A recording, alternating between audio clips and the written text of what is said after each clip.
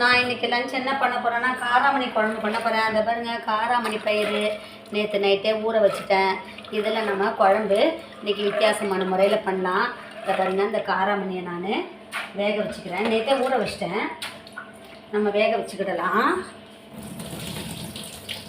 கல்லுலாம் இல்லாமல் பார்த்துக்கணும், ஏன்னா காராமணியில் ஒரு சில கல்லுங்க வரும்.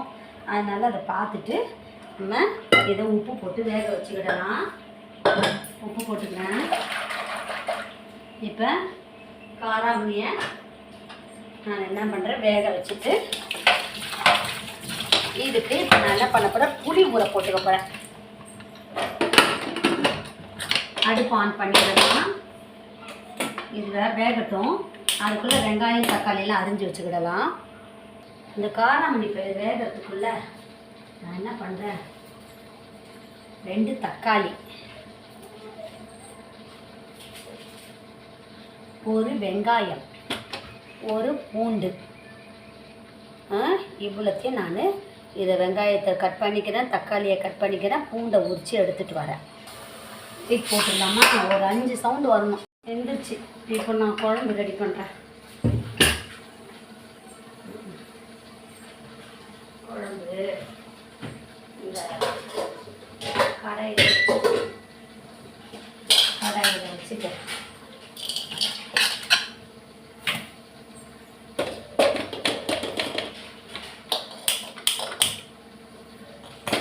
கடாய் சூடாகட்டும்.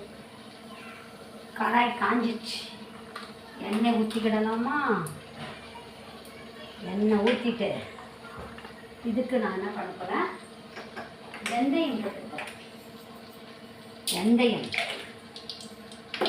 கொஞ்சமாக மிளகு, கொஞ்சமாக சீரகம், கொஞ்சமாக வரமிளகா, கொஞ்சமாக கருவேப்பிலை கொஞ்சம் போட்டுக்கலாமா?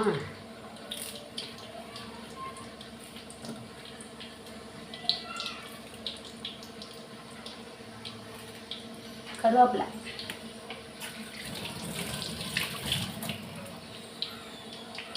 அது பொடியுது. அதுக்குள்ளே வெங்காயத்தை போட்டுக்கிறேன். வெங்காயம், கருவேப்பிலை, அடுத்தது பூண்டு,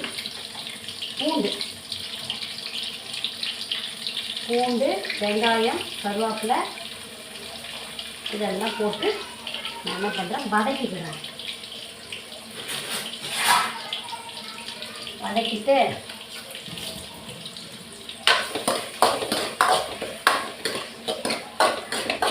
உப்பு இதுக்கு போட வேண்டாம், ஏன்னா நான் உப்பு போட்டு தான் வேக வச்சுருக்கேன். அதனால் உப்பு போட வேண்டாம். இது நல்லா வதக்கிடுவோம். நல்லா வாசனையாக இருக்குது. வதங்கட்டும்.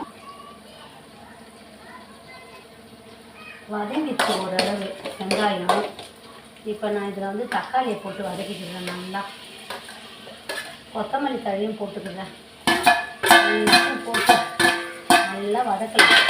அதுதான் காராமணி குழம்பு ரொம்ப டேஸ்ட்டாக இருக்கும். தக்காளி அரைச்சி போடக்கூடாது இதுக்கெலாம். நல்லா நிறைய வதக்கிக்கிடணும். நல்லா வதங்கட்டும். அப்புறமா தான் நம்ம மற்ற ஐட்டம்ஸ்லாம் போடணும். பாருங்கள், நல்லா வதங்கணும், எண்ணெயிலே வதங்கணும். இப்போ இந்த தக்காளிலாம் முழுசாக இருக்கும். இதெல்லாம் நல்லா ஒன்றுக்கு மிங்கிள் ஆகிட்டு நல்லா வதங்கணும். அப்போ தான் காராமணி குழம்பு ரொம்ப டேஸ்ட்டாக இருக்கும். ரொம்ப நல்லாயிருக்கும் காராமணி குழம்பு.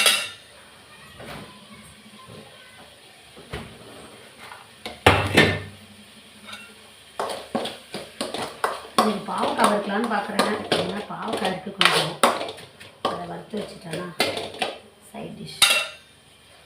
இந்த காராமணி குழம்பு இந்த தக்காளி, வெங்காயம், காஞ்ச மிளகா, பூண்டு, கருவேப்பிலை, கொத்தமல்லி, உப்பு எல்லாம் போட்டுருக்கோம் பார்த்தீங்களா? அதெல்லாம் நல்லா மிங்கிள் ஆன பிறகு தான் நம்ம மசாலா ஐட்டம் போடணும்.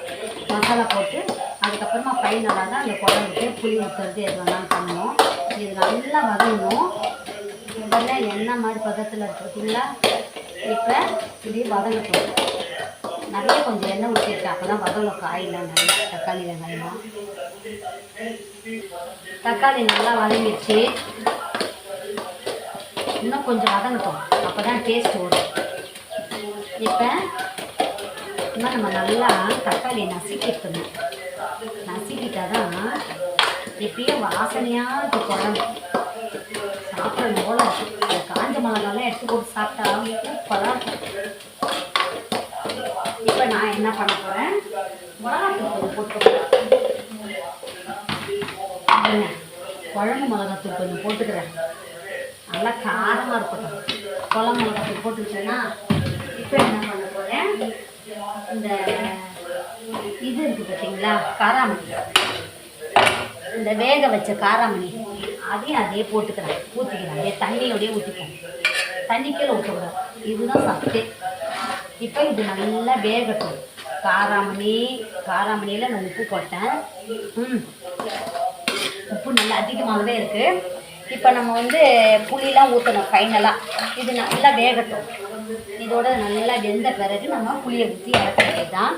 இப்போ இது கொதி வரட்டும். உப்புலாம் கரெக்டாக இருக்குது. காராமணியில் உப்பு போட்டு வேக வச்சனால செம்ம டேஸ்ட்டாக இருக்குப்பா. நல்லா வேகட்டும். குழம்பு நல்லா கொதிக்குது. இன்னும் நல்லா கொதிக்கட்டும், அப்போ தான் நல்லா டேஸ்ட்டாக இருக்கும். நல்லா கொதிக்கணும்.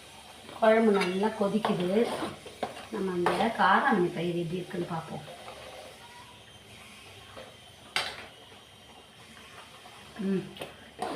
வெந்துச்சு. இன்னும் வேகணும். நல்லா பண்ண போகிறேன். புளி ஊற்றிக்கிறேன். நான் லைட்டாக தான் புளி ஊற்ற போகிறேன், ரொம்ப புளி ஊற்றலை. கொஞ்சமாக தான் புளி ஊற்றிக்கிறேன். கொதிக்க காணத்தக்க புளி ஊற்றிருக்கேன். நல்லா இருக்கும் இந்த காராமணி போட்டு குழம்பு வச்சிங்கன்னா. கரெக்ட். கொஞ்சம் உப்பு குறையுது. கல் உப்பு போட்டுக்கிட்டேன். ஒயிட் ரைஸ் ஆயிடுச்சு. நல்லா கொதிக்கட்டும்.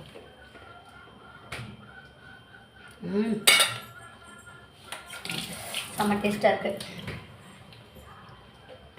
குழம்பு நல்லா கொதிச்சிருச்சு. இப்போ கெட்டி பதத்துக்கு வந்துருச்சு காராமணி குழம்பு. இப்போ நான் என்ன பண்ணுறேன், கொஞ்சமாக நான் வெல்லம் போட்டுருக்கேன். எப்பவுமே கொஞ்சம் வெல்லம் போட்டால் டேஸ்ட்டு கூடும். அதனால் கொஞ்சமாக வெல்லம் போட்டுக்கலாம். ஃப்ரிட்ஜில் வெல்லம் போட்டுக்கிறேன். சூப்பராக இருக்கும். இப்போ டேஸ்ட் பார்ப்போமா. கொஞ்சமாக தான் வெல்லம் போடணும். தேவைன்னா போட்டுக்கிடலாம். ஆனால் எனக்கு வந்து கொஞ்சம் வெல்லம் போட்டால் டேஸ்ட் வரும்ன்ட்டு காரம் கொஞ்சம் கம்மியாக இருக்கும். சரியான காராமணி குழம்பு தயாராகிடுச்சு. இப்போ நம்ம இது 2 கொதி வந்தோம்னா ஆஃப் பண்ணிட வேண்டியது தான். சூப்பராக இருக்கா. இப்போ நான் வந்து இந்த பாவக்காய் ஃப்ரை பண்ணிக்க போகிறேன். பாவக்காய் ஃப்ரை பண்ணிட்டு அதுக்கப்புறமா பாவக்காவை ஃப்ரை பண்ணிட்டு தயிர் சாதம் செய்யலான்னு பார்க்குறேன் கொஞ்சம் போல். ஏன்னா காரம் தான் குழந்தைங்க சாப்பிட மாட்டாங்க. அதனால் காரக்குழம்பு, இந்த காராமணி குழம்பு எங்களுக்கு வச்சுட்டு பாவக்காய் வறுத்துட்டு சின்ன குழந்தைங்களுக்குலாம் தயிர் சாதம் பண்ணலான்னு பார்க்குறேன். இதில் வந்து பாவக்காய் ஃப்ரை பண்ண போகிறேன். பாவக்காய் ஏற்கனவே நான் வெயிலில் காய வச்சு உப்பு மிளகாத்தூள் போட்டு ஊற வச்சுருக்கேன். இதை வறுக்க போகிறேன். சுவையான காராமணி குழம்பு தயாராகிடுச்சு. செம்ம டேஸ்ட்டாக இருக்கும். நல்லா சூடு சாப்பாட்டில் ஊற்றி சாப்பிடும்போது ரொம்ப டேஸ்ட்டாக இருக்கும். அடுத்தது நான் வந்து பாவக்காய் ஃப்ரை பண்ணிக்க போகிறேன். பாவக்காவை ஃப்ரை பண்ணிக்கலான்னு பார்க்குறேன்.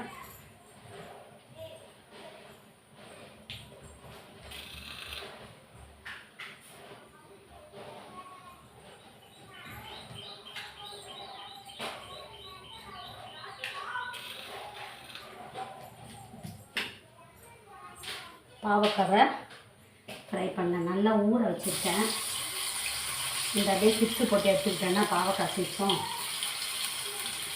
ஃப்ரை பண்ணி எடுத்துகிட்டு தயிர் சாதம் பண்ணணும். ஒரு பாக்கெட் தயிர் வாங்கிட்டு வந்தால் அதில் தயிர் சாதம் செய்திடலாம். ஃப்ரை பண்ணிட்டேன். வெறும் மிளகாத்தூள் உப்பு போட்டு வெயிலில் காய வச்சிட்டேன். காய வச்சுட்டு அதை ஃப்ரை பண்ணி எடுத்துக்கிட்டேன். அவ்வளோதான், பாவக்காய் ஃப்ரை பண்ணிட்டேன். இப்போ வந்து தயிர் சாதம் பண்ணி தான் பார்க்குறேன். நல்லா தயிர் சாதம் பண்ணிட்டேன்னா மதியம் லஞ்சு சூப்பராக இருக்கும். ஃப்ரை பண்ணியாச்சு. ஓகே, தயிர் சாதம் சிம்பிளாக நான் செய்திட போகிறேன்.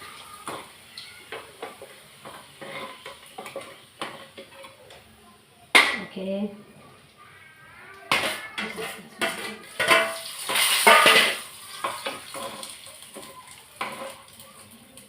சுவையான பாவக்காய் வறுவல்